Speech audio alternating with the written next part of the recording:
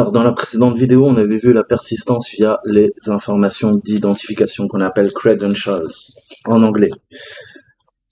Ensuite, on va voir comment persister à travers les tickets. On va revenir, je vais vous réexpliquer, même si vous avez des cours beaucoup plus détaillés. Dans ma playlist Pentest Active Directory, dans ma playlist Internet, dans ma playlist réseau, cherchez, tapez Golden Ticket, Silver Ticket, je vous explique tout ça en détail, mais on va revoir les bases. Donc on peut persister à travers de comptes de service avec des autorisations de délégation pour falsifier les tickets d'argent et d'or. Alors que sont-ils exactement? Chaque exercice, c'est pour l'équipe bleue d'essayer de dégager les billets dorés et d'argent, qu'on appelle Golden et Silver Ticket. Donc, si on doit rentrer dans la chocolaterie de Willy Wonka, je vous conseille d'ailleurs l'excellent livre, le film était pas mal, mais Charlie et la chocolaterie, Roald Dahl, auteur anglais du premier début du XXe siècle, grand pilote de chasse de la Royal Air Force, créé 1er avril 1918, avant on avait les British Flying Corps, et donc auteur, il a écrit des bouquins, si vous aimez comme moi les avions, je ne peux que vous les conseiller, sur sa carrière dans l'armée de l'air. Il a fait la Première Guerre mondiale en tant que pilote de chasse, et c'est lui qui a écrit Charlie et la chocolaterie. Très bon bouquin, vous allez retourner en enfance.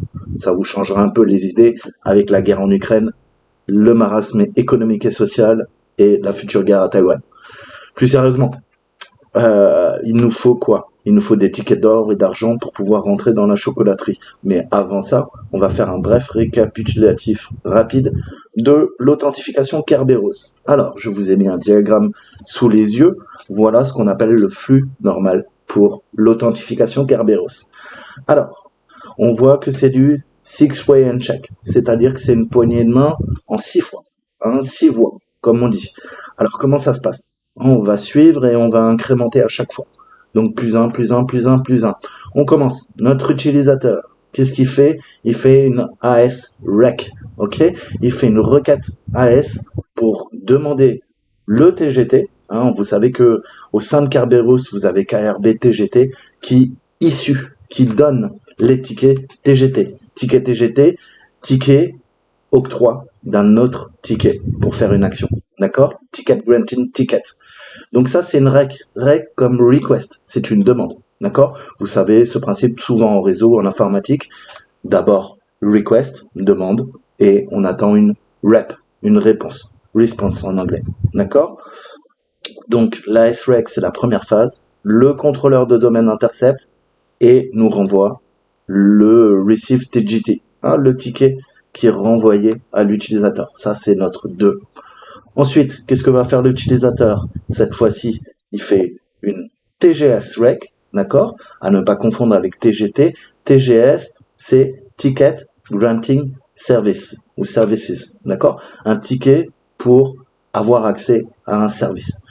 Donc, on compare les tickets TGT. L'utilisateur envoie un ticket, le contrôleur de domaine vérifie le ticket de l'utilisateur, lui renvoie un autre ticket TGT. Grâce à ce ticket TGT, l'utilisateur peut faire une nouvelle demande TGS. Le contrôleur de domaine regarde la requête qui a été faite par notre utilisateur 3 et lui renvoie la réponse. D'accord, au niveau du TGS. Ensuite, une fois que ça a été fait, on voyait 4 voies, 4 étapes avec le contrôleur de domaine, Kerberos, et maintenant notre utilisateur, il n'a plus besoin de Kerberos. On laisse tomber la partie du haut, il communique latéralement avec l'AS. L'AS, c'est le serveur d'application. Le serveur d'application, lui, il intercepte juste les demandes, les requêtes AP. D'accord? Cette requête AP, tu l'as bien compris que tu peux la faire uniquement quand tu as communiqué avec le Kerberos, avec le contrôleur de domaine, et tu as fait cet échange de TGT et de TGS. Donc lui, l'application serveur, tu peux lui donner un TGT, il va dire dégage, ça m'intéresse pas. Tu vois, va voir avec mon copain, le contrôleur de domaine, avec Kerberos. Moi, je m'occupe pas de ça. Mais là, notre utilisateur, il a fait les 4 premières étapes. Donc il y a une 5e étape, c'est une demande d'AP qui est envoyée. Il envoie le TGS final que lui a envoyé le contrôleur de domaine, l'utilisateur le passe au serveur applicatif, et le serveur applicatif vérifie le ticket TGS et donne accès à l'utilisateur. Donc vous comprenez bien que pour un attaquant, c'est la clé. Si on peut usurper encore une fois ces tickets, ça veut dire que je peux me connecter au nom d'un utilisateur à un service. Ces services vont être différents services au sein de l'Active Directory. Tout va dépendre du serveur applicatif. Qu'est-ce qui fait tourner, c'est quoi? C'est un serveur FTP, c'est peut-être une imprimante en réseau, etc., etc. Il y a des centaines de possibilités. Mais pour nous, ça va nous permettre d'accéder à des parties de l'infrastructure Active Directory. On va voir ça en détail. Alors, je répète, l'utilisateur envoie à SREC, au centre de distribution de clés, KDC, sur le contrôleur de domaine qui inclut un eurodata chiffré avec le hachage NTLM de l'utilisateur. Il s'agit essentiellement de la demande d'un ticket d'octroi de tickets TGT. Le contrôleur de domaine vérifie les informations et envoie le TGT à l'utilisateur. Ce TGT est signé avec le hachage du mot de passe du compte KRB TGT, je vous en ai parlé, qui n'est stocké que sur le contrôleur de domaine. Tu l'as bien compris. L'utilisateur peut maintenant envoyer ce TGT au contrôleur de domaine pour demander un service d'octroi de ticket TGS pour la ressource à laquelle il souhaite accéder. Si le TGT est extrait, le contrôleur de domaine répond au TGS chiffré avec le hachage NTLM du service pour lequel l'utilisateur demande l'accès. L'utilisateur présente ensuite ce TGS au service pour y accéder, qui peut vérifier le TGS puisqu'il connaît son propre hachage et peut accorder l'accès à l'utilisateur. Donc vous voyez, c'est une architecture avec 3 parties: l'utilisateur, le serveur applicatif et, le plus important, le KDC, le centre de distribution de clés, qui est la composante principale, avec KRB TGT, qui permet d'octroyer les TGT. Tout ça forme Kerberos, avec d'autres choses. Mais on va pas rentrer dans les détails, ça serait trop compliqué, ou j'en parlerai pendant des heures. Donc les billets d'or, c'est quoi? C'est ni plus ni moins que falsifier les TGT. Ça signifie qu'on va contourner les étapes 1 et 2 du diagramme, où nous prouvons au contrôleur de domaine qui nous sommes, et ayant un TGT valide, du compte privilégié, on peut maintenant demander un TGS, pour presque tous les services que nous voulons. D'accord? Donc, afin de falsifier le ticket d'or, nous avons besoin du hachage, du mot de passe, du compte KRB TGT, afin que nous puissions signer un TGT pour n'importe quel compte utilisateur que nous voulons. Alors, quelques notes intéressantes sur les Golden Tickets. Tout d'abord, en injectant à ce stade du processus Kerberos, nous n'avons pas besoin du hachage du mot de passe du compte que nous voulons emprunter. D'accord? Puisque nous contournons cette étape. Le TGT n'est utilisé que pour prouver que le KDC est sur un contrôleur de domaine et qu'il l'a dûment signé. Comme il a été signé par le hachage KRB TGT, cette vérification passe et le TGT est déclaré valide, quel que soit son contenu. Tu comprends bien déjà l'ampleur de la faille, d'accord? Et cette usurpation et ce contournement qu'on appelle un bypass. Là, techniquement, on bypass quoi? On l'a vu. Étape 1, 2, 3, 4. Allez, ça dégage. En parlant du contenu, le KDC ne validera le compte utilisateur spécifié dans le TGT que s'il y a plus de 20 minutes. Ça signifie que nous pouvons mettre un compte désactivé, supprimé ou inexistant dans le TGT et il sera valide tant que nous nous assurons que le redatage n'est pas plus vieux que 20 minutes. Deuxième grosse faille. Étant donné que les politiques et les règles pour les tickets sont définies dans le TGT lui-même, on pourrait même écraser les valeurs qui sont poussées par le KDC, comme par exemple les tickets qui ne doivent être valides que pendant 10 heures. On pourrait, par exemple, nous assurer que notre TGT est valide pendant 10 ans, ce qui nous donnerait, encore une fois, de la persistance. D'accord? Donc vous voyez comment on falsifie, on contourne, on usurpe. Par défaut, le mot de passe du compte KRB TGT ne change jamais.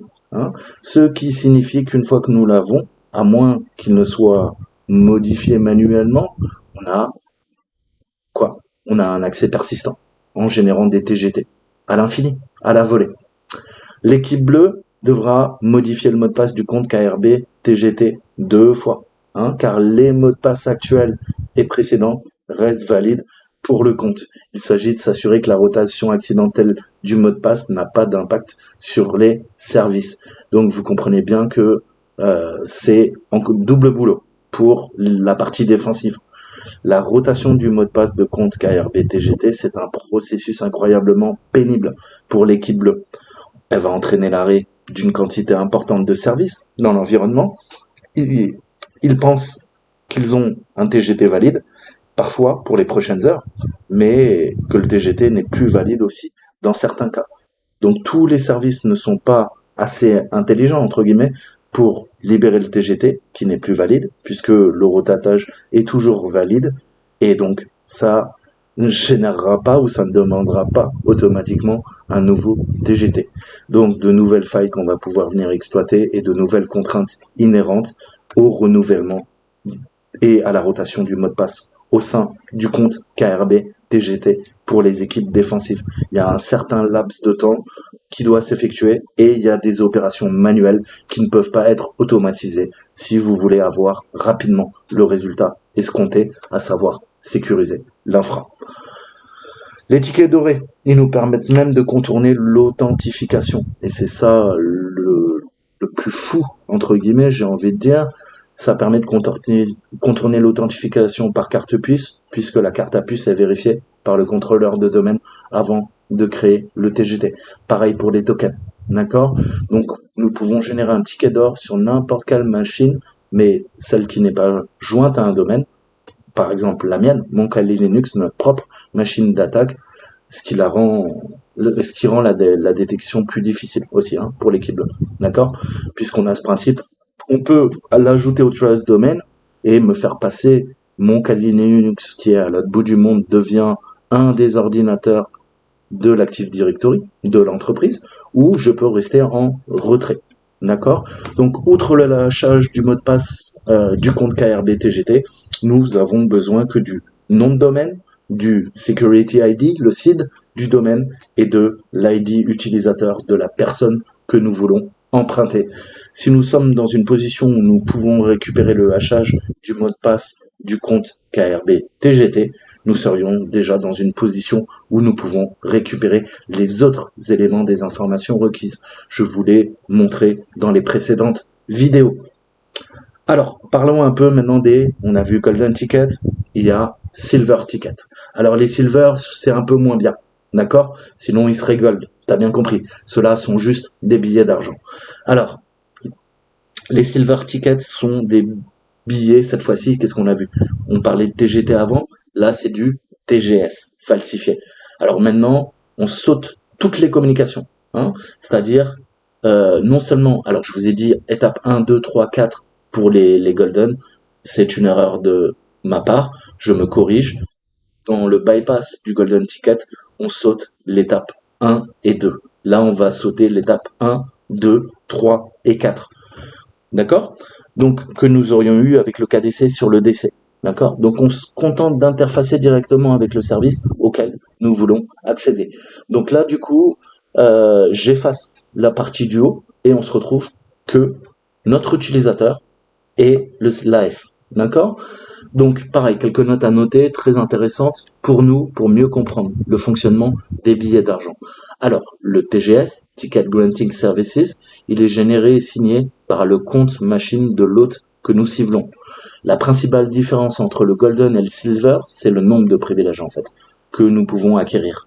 Nous avons le hachage du mot de passe du compte KRB TGT et nous pouvons avoir accès à tout. Ça, c'est le Golden. Mais le Silver Ticket, on a accès qu'au hachage du mot de passe, du compte machine, du serveur que nous attaquons.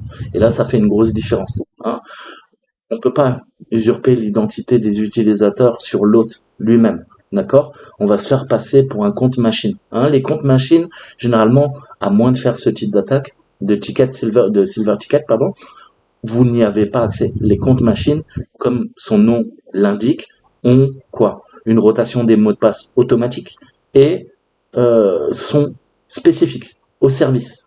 Qu'est-ce qu'un service? Eh ben, c'est un bout de logiciel de code qui va attendre une communication sur un port ou un appel système pour vous rendre un service. D'accord? On a différents types de services, encore une fois. Étant donné que le TGS est falsifié, il n'y a pas de TGT associé. Donc pour nous, ça veut dire que le contrôleur de domaine n'a jamais été contacté.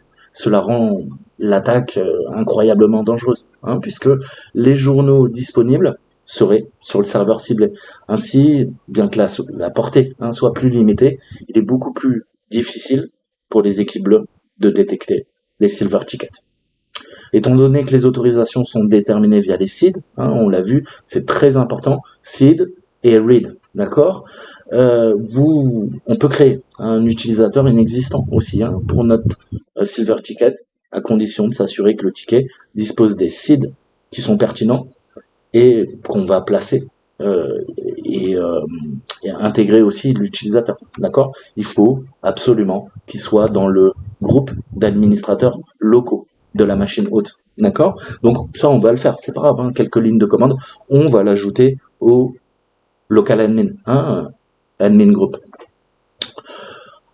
Ensuite, les deux derniers points, c'est le mot de passe du compte machine et généralement, il y a une rotation toutes les 30 jours. Je vous le disais, ils sont aléatoirement régénérés. Donc, pour nous, vous comprenez bien que c'est pas utile pour la persistance.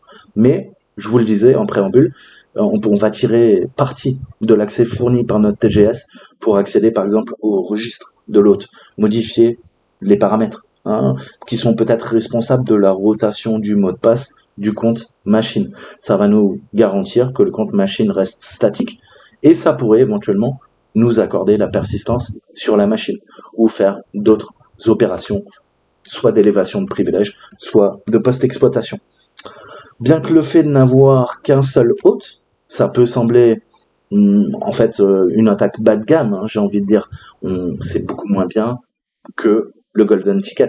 Les comptes d'ordinateur peuvent être utilisés comme des comptes AD normaux, ce qui vous permet non seulement d'accéder administrativement à l'hôte, mais également de continuer à énumérer et à exploiter l'AD comme vous le feriez avec un compte utilisateur AD. D'accord? Donc vous voyez que les comptes machines, c'est bien, c'est pas bien. Après, tout va dépendre de ce que vous en faites. On va lui donner son mot de passe. Alors, on arrive sur cette machine. Vous voyez que je suis connecté en tant que Mendy. On n'est pas admin, on n'est rien. On est un utilisateur lambda qui est connecté à la machine THM Work 1 ou Werk 1, comme vous voulez. Peu importe.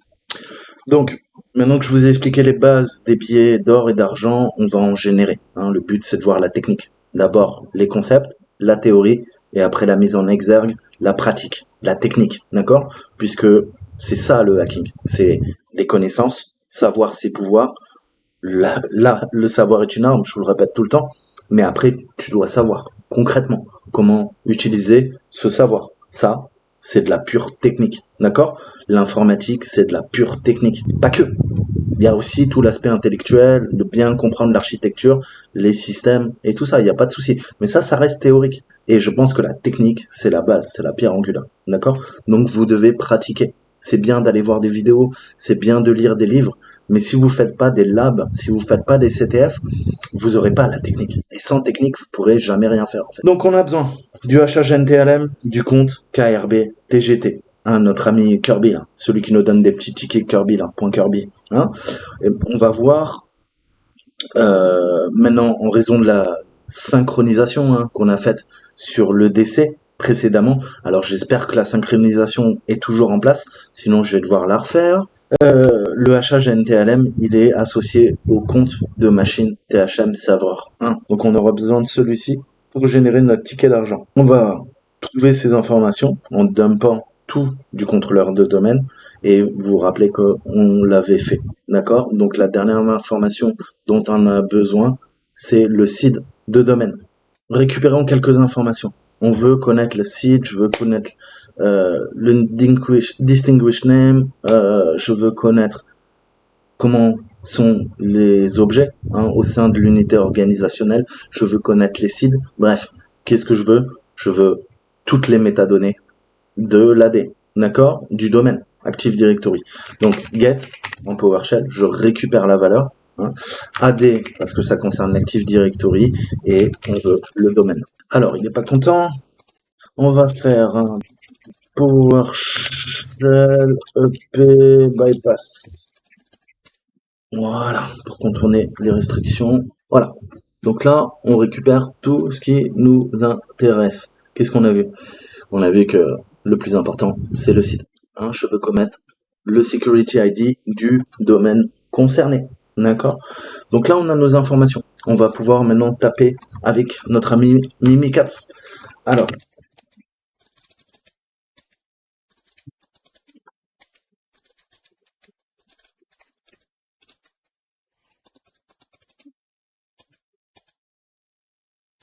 pour une fois, on m'avait mis le bon. D'accord. Alors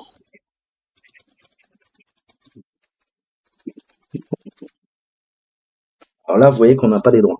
Donc ça veut dire qu'il y a des petits enfoirés qui savent pas faire les CTF et qui redemandent constamment la réinitialisation du serveur. Franchement, merci beaucoup les gars, vous déchirez tout. Donc je vais aller attaquer je vais faire mon attaque et je reviens. J'arrive.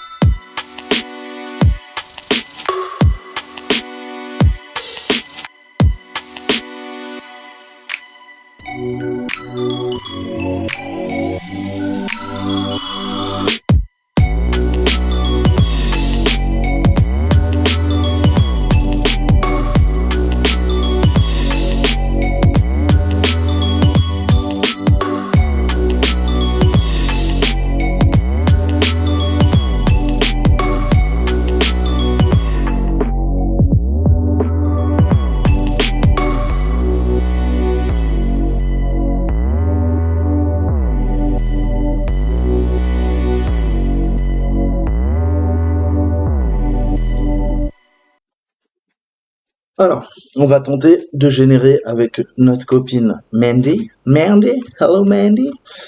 Alors, on veut du Kerberos. On a vu qu'on génère du golden ticket. Il nous faut quoi? Admin? D'accord, donc là c'est le nom d'utilisateur qu'on veut usurper. Il n'est pas nécessaire qu'il s'agisse d'un utilisateur valide. D'accord? Donc voilà, et je mets quoi? Je lui mets un mot de passe.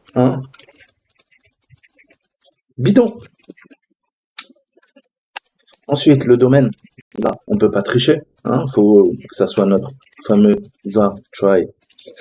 Vive la latence en 3G. Alors, l'ID, ça c'est important, c'est le read, l'utilisateur. Alors, Mimikatz utilise le read 500 tout le temps. Et pourquoi? Parce que le read 500, c'est l'administrateur par défaut. Donc, on lui donne ce qu'il veut. Ensuite, il nous faut le seed. Le seed, ça c'est le domaine seed. Qu'est-ce qu'on a vu? On a vu qu'on l'a récupéré plus haut. Notre domaine seed, il est... j'ai plus les yeux en face des trous. Il est là. Alors, 2 points, toujours séparation 1. Voilà. Donc on lui donne. Ensuite, il faut qu'on continue. Il nous faut quoi? Il nous faut le KRBTGT, l'ending, le renew max et le PTT. Alors il nous faut le H du KRBTGT. Là ça devient technique, c'est pour ça que j'ai dû relancer l'attaque, sinon on aurait été bloqué. KRBTGT, il faut que je le récupère quelque part, il n'y a pas de secret. On avait vu dans la précédente vidéo, on l'avait récupéré, on l'avait comparé même. Le 66082, c'est notre KRBTGT. Donc là, on a notre seed. Heureusement que je l'ai enregistré, sinon on devait repartir de zéro. Je te laisse pas imaginer le délire. Et il nous faut notre ending. Alors le ending, je voulais pas expliquer, c'est la durée de vie du billet. C'est là où on va pouvoir faire des folies. Hein. Par défaut, Mimikat, il génère un ticket valable 10 ans. La stratégie Kerberos AD, par défaut, c'est 10 heures. Donc 600 minutes. Donc là, on va être cool. Hein, ça devrait largement, pour notre exercice, faire le taf. Lui dire quoi? Lui dire un end in 600 minutes. D'accord? Ensuite, on a notre renew. Donc ça veut dire renouveler en anglais. Renew et max. Max. Donc comme maximum. D'accord? Là, je vais lui mettre 10 080. Pourquoi 10 080? Alors, c'est pareil, on parle en minutes. Durée de vie maximale du billet avec renouvellement. Mimikat, ticket valable pendant 10 ans. Stratégie Kerberos par défaut, 7 jours. Donc, 7 jours convertis en minutes, ça fait 10 080. D'accord? Ça devrait largement être suffisant, encore une fois. Et enfin, on fait une attaque quoi? On veut quoi? Un golden ticket. Donc, je lui mets PTT. PTT, ça dit à Mimikat d'injecter directement le ticket dans la session. Ça veut dire qu'on n'a plus rien à faire après. Ça y est, c'est open bar. Voilà. Qu'est-ce qu'il nous dit? Golden ticket pour Toto le hacker a été passé. D'accord? Donc comment on peut faire ça? Bah, on va aller vérifier, c'est pareil. Maintenant, on devrait avoir accès au partage. Hein. Si tout s'est bien passé, quoi, moi je suis une pauvre fille. Où am I? Je suis Mandy. Mandy, elle travaille à la comptabilité. Elle n'a pas les droits. Elle n'a pas les droits, on est d'accord. Mais maintenant, peut-être que elle peut quoi? PHM, DC, aller carrément sur le contrôleur de domaine parent. Oui, on va peut-être lui donner un lecteur, hein, ça marchera peut-être un petit peu mieux. Un petit café, ça t'en. Et voilà. Vous voyez que Mandy a gagné au loto et maintenant, elle a accès à l'ensemble des machines. Qu'est-ce que ça veut dire? Que vous compreniez bien en termes d'architecture. Mandy s'est connecté à THM Verk 1. D'accord? THM Verk 1, comme le serveur 2, comme celui-ci, comme THM serveur 1, est géré par le contrôleur enfant. On a vu que c'est lui qui gère ZA. Hein, c'est pour ça que toutes les machines, elles sont sur za.tryacme.lock. Qu'est-ce qu'on vient de faire là? Je viens, grâce à Mimikat, de intercepter les 2 premières communications au lieu de les envoyer au contrôleur de domaine. Pourquoi? Pour valider, qu'est-ce qu'on a vu en préambule? Pour valider nos tickets. Hein, qu'est-ce que je fais en principe? Je fais une AS rec et j'attends l'AS rep. D'accord? Là, j'ai contourné les 2 premières étapes. Donc, qu'est-ce que j'ai fait? J'ai demandé à Mimikat de simuler les contrôleurs de domaine. Et ça m'a donné quoi? Ça m'a donné un TGS, et le TGS, je l'envoie cette fois-ci au vrai contrôleur de domaine. Et je lui dis, ouais, je voudrais m'authentifier et tout ça. Et c'est ça qui fait le ticket d'or. Je récupère le TGS, je peux l'envoyer au serveur applicatif. D'accord? Pour usurper un service. Pas de problème. Mais là, ce qui s'est passé concrètement, c'est que Mandy, qui était à la comptabilité, qui avait aucun droit, maintenant, elle est devenue administrateur sur le contrôleur de domaine par an.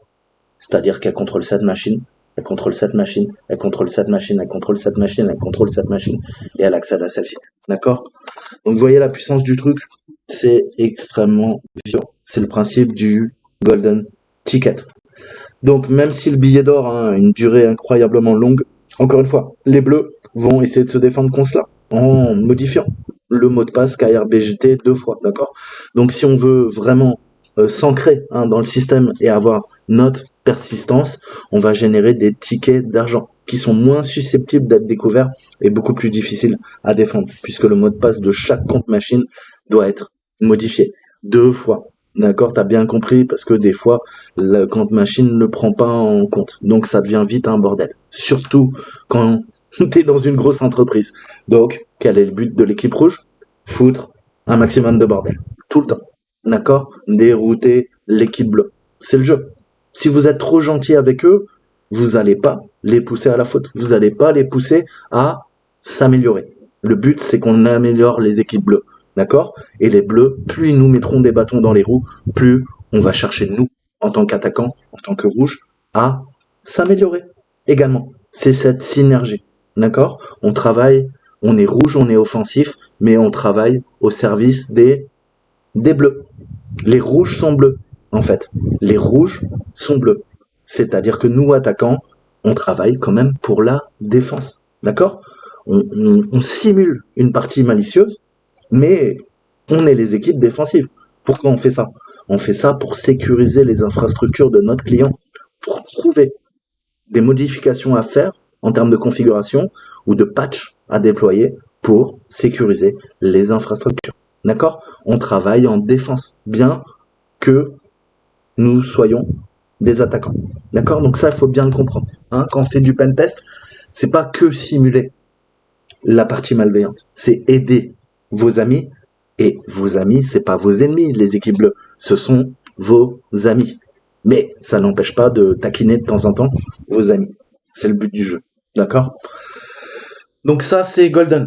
Golden, t'as compris que c'est Pop Pelop. Hein, comme je te donne, Manji, pardon, elle était là, maintenant elle accède au contrôleur de domaine, elle arrive à lister les informations. Donc, tu vois bien que c'est extrêmement puissant. Hein, encore une fois, j'aurais pu me connecter en bureau à distance maintenant. Et qu'est-ce que je peux faire? Eh ben, je vais monter le partage et j'accède directement là-dessus. D'accord? Donc, c'est assez puissant. Oh, je peux faire ça. Même pas besoin d'une fenêtre à distance. Oh, mais qu'est-ce que te dis, saltimbanque? Arrête d'utiliser ta souris, arrête, tu perds du temps. Fais tout dans les terminaux, apprends les lignes de commande, deviens bon avec tes shells, ok? Parce que tu vois là, qu'est-ce que j'ai fait? J'aurais lancé Remina, me connecter en bureau à distance. Pourquoi? Pour avoir mes documents ou partage réseau et monter le réseau. Mais là, je m'en fous, je le fais avec une commande. D'accord? Donc pensez que le CD, tu peux le faire sur ta machine, mais si tu as des accès distants, ce qu'on appelle un partage réseau, via des techniques comme le NFS par exemple, hein, le Network File System, ou autre, on a du CICS et plein d'autres, du SMB et tout ça, je ne vais pas rentrer dans les détails, mais là, vous voyez bien que là, je suis plus sur ma machine. Je suis plus sur ma machine. Je peux aller dans Tools, tu vas voir que bah il n'y a pas les documents que j'ai initialement. Alors, attends, majuscule, regarde. Tu vois bien que c'est pas la même machine. Regarde, là je suis THM Verc 1, d'accord, mais je suis connecté au contrôleur de domaine. Là, je vais te montrer. Je sors de là, je vais dans Tools. Tu vois bien que c'est pas du tout la même machine. D'accord? Ok, t'as ForgeServe, t'as Kekeo, t'as ce que tu veux. Là, t'as quoi? T'as que ForgeSet, Rubius et Invoke ADSP Propagation, qui est un très bon script qu'on va voir par la suite. D'accord? Et donc là, tu vas me dire, ouais, mais et du coup, tu fais comment? Exit? D'accord? Et quand je fais un exit, comme par magie, je sors du partage réseau et je reviens sur quoi? Sur ma machine. D'accord? Et là, qu'est-ce que tu vois? Eh ben, que t'as bien strictement la même chose que sur celle-ci. D'accord? Donc ça, c'est des commandes, hein. Vous voyez, vous pouvez le faire en DOS, vous pouvez le faire en PowerShell. Mais honnêtement, vous apprenez vos shells. Hein. Les shells, c'est la base. Parce que vous allez lancer des attaques, vous n'aurez pas tout le temps l'interface graphique. D'accord? Vous pourrez pas vous connecter en remote, desktop, protocole, en bureau à distance. D'accord? Donc voilà, faut apprendre les commandes. Je sais, c'est le plus dur quand vous débutez. D'accord? Donc voilà, prenez des bouquins PowerShell, prenez des bouquins DOS, quoi. Vous devez connaître parfaitement vos commandes. Alors, assez blablaté, on va passer au ticket d'argent. Alors, qu'est-ce que je vais faire? Qu'est-ce qui change techniquement? Et oui, je vous ai dit CICS, pardon, c'est CIFS. Je fatigue. CIFS, File System. Donc, je vous mettrai plein de documents, encore une fois, hein, parce que bah, sinon, on fait des vidéos de 10 heures. Je vous mettrai des documents de Varonis qui vous donnent un peu plus de détails et vous avez toutes mes vidéos beaucoup plus détaillées. Je vous disais dans la partie réseau Active Directory. Alors, c'est là que c'est un petit peu déroutant pour n'importe qui. Pourquoi? Parce que c'est la même commande. Et tu vas me dire, mais attends, c'est quoi ce délire, Satan? Bah, c'est exactement la même commande. Alors, c'est juste en fait les paramètres que vous injectez qui vont différencier un ticket d'or et un ticket d'argent. Je vais vous montrer. Là, j'avoue, il aurait pu faire un autre module, notre ami Delpi, mais bon, c'est pas grave. Enfin, une autre commande, pas un module. Donc, Silver, non, ça marchera pas. On met aussi Golden. Et ouais, je sais. Pourquoi faire simple quand on peut faire compliqué? Ouais, j'ai de la latence. D'accord. Qu'est-ce qu'il nous faut? Pas de mot de passe. Hein. Donc, qu'est-ce qu'il nous faut? Il nous faut le domaine, ça change pas. C'est pareil. Ça, mais il nous faut notre ID. On a vu que 500 par défaut. Il nous faut quoi? Notre site. Parfait. Alors, c'est là que ça va changer un peu. On a target. Target, c'est le nom d'hôte du serveur cible. D'accord? On peut cibler vraiment celui qu'on veut. Par exemple, THM serveur 2. Hein, point va, point try me. Là, ensuite, là c'est important. C'est du RC4. C'est le hachage NTML du compte machine de notre cible. D'accord? Donc on peut parcourir les résultats de notre DC Sync pour trouver le hachage NTLM du serveur $1. Hein. Le dollar indique qu'il s'agit d'un compte machine. Donc type pour le hacker, on va faire un find string, c'est l'équivalent d'un grep. En DOS, find string, qu'est-ce qu'on a dit? On va tester THM serveur 2 $. Pourquoi j'ai que l'objet RDN? Enfin, je comprends pas. Donc, j'ai monté le partage sur le 2, hein, vu qu'on a tous les droits, autant se faire plaisir. Ça nous permet de récupérer les infos sans galérer. On va relancer un Mimi 4. Ok. 64. 4. Ok. On va lui demander un MSV. Ok. Et on a notre compte, hein, on le voit avec ça. Donc c'est quoi? Qu'est-ce qu'on a vu? C'est le compte machine. Ok, je veux quoi? Je veux récupérer le NTLM, hein, puisqu'on a vu que c'est du RC4. HMAC. Donc je pars là-dessus. Je lui dis écoute Coco, tiens. Ensuite, il nous faut le service, hein, puisque là on parle de service, rappelez-vous. Hein, on demande le service dans notre TGS. C'est plus un golden, c'est un silver. Ensuite, on a le CIFS, hein, qui peut être une valeur sûre, parce qu'il permet l'accès aux fichiers. Hein, je vous ai parlé tout à l'heure du NFS et je vous ai dit CICS, pardon, ma langue a fourché, c'est le CIFS, d'accord? Donc c'est celui qu'on va se prendre parce que ça nous permet de monter les partages réseau, d'accord? Et qu'est-ce que je peux faire?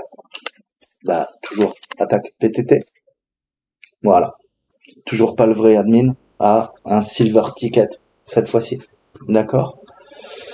Donc vous voyez que la commande, en fait, c'est toujours golden. Hein, mais en fonction des paramètres que vous allez mettre, vous voyez que là, on n'a pas précisé de temps. D'accord? Puisque pourquoi? Parce qu'on usurpe un ticket au niveau du TGS. Donc c'est pas les mêmes arguments paramètres à passer. D'accord? Certains sont identiques et d'autres ne le sont pas. D'accord? Donc il faut bien comprendre cette syntaxe. Vous avez celle-ci et celle qu'on a passée au-dessus. D'accord? C'est ce qui fait la différence entre un golden et un silver. D'accord? Par contre, la commande, je répète, sera toujours la même. Donc, comment je peux vérifier? Pareil. Hein, là, ça me donne quoi? Bah, c'est pareil. Ça me donne peut-être des droits pour quoi? Là, je suis THM VERC 1. D'accord? Je suis sur cette machine. Qu'est-ce que je peux faire? Bah, lister, tout simplement. On a vu qu'on usurpe l'identité du partage réseau. Qu'est-ce que je peux lui dire? THM serveur 2, celui qu'on précise. Ah, cette latence. D'accord? Et le C2 points. Ok? Donc maintenant, bah, ça me donne accès non plus à THM vers 1, mais je pourrais me connecter à, avec le compte de service à THM serveur 2. D'accord? C'est pareil en PowerShell. On aurait pu faire un dir ou un cd vers notre serveur. D'accord? Et c'est comme ça sous Windows. Et je leur dis PHM serveur 2.0.try. Hop, mis, hein, pour monter via l'UNC le chemin universel. J'aurais pu lui dire, écoute, je veux accéder à ces deux points. D'accord? Tu veux accéder à D deux points. Tu veux accéder à X deux points. Tu veux accéder à E deux points. D'accord? Voilà. Donc ça, c'est les techniques Golden et Silver. J'espère que ça vous a plu. Je vous dis à très bientôt. Ciao, ciao.